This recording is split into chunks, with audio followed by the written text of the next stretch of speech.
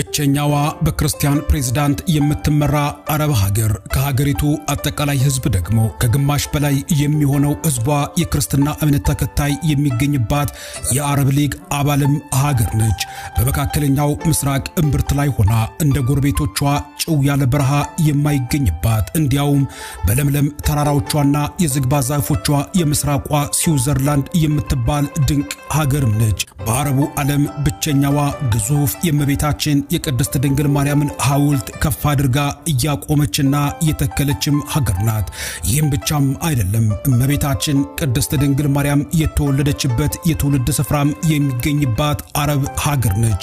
ከሌሎቹ የአረብ ሀገራት ብቸኛዋ የተፈጥሮ ነዳጅ የማታመርት ነገር ግን የመካከለኛው ምስራቅ ፓሪስ ተብለው የሚጠሩ ውብ ከተሞች የሚገኝባት ናት። በተቃራኒው ደግሞ በእስራኤል ጦር እንደ ጋዛ የፈራረሱና የወደሙ ከተሞችም የሚገኙባት ብዙ መልክ ብዙ ባህሪያት ያላት ድንቅ አረብ ሀገር ነች።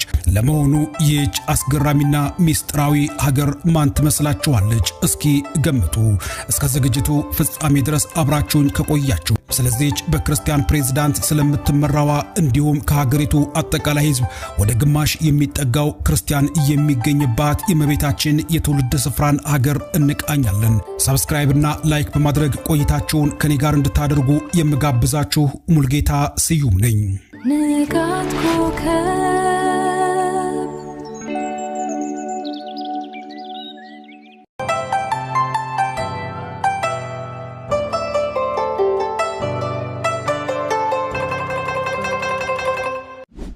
በአረቡ ዓለምና በመካከለኛው ምስራቅ ብቸኛዋ በክርስቲያን ፕሬዝዳንት የምትመራው የአረብ ሊግ አባሏ ሊባኖስ ላይ እንገኛለን።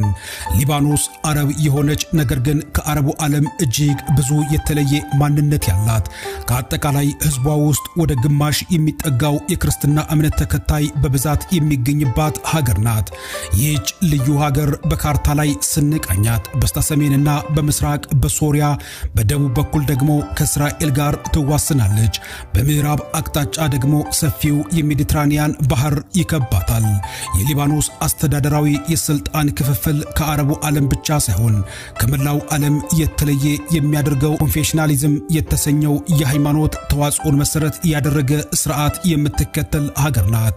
ይህ ስርዓት በሀገሪቱ ውስጥ ያሉ 18 ዕውቅና ያላቸው የሃይማኖት ቡድኖች በሰላም አብረው እንዲኖሩና እያንዳንዱ ማህበረሰብ በሀገሪቱ አስተዳደር ውስጥ ድምጽ እንዲኖረው ታስቦ የተቀረጸ ነው። የዚህ ስርዓት ዋነኛው መሰረት በ1943 በሊባኖስ መሪዎች መካከል የተደረገው ብሔራዊ ስምምነት ናሽናል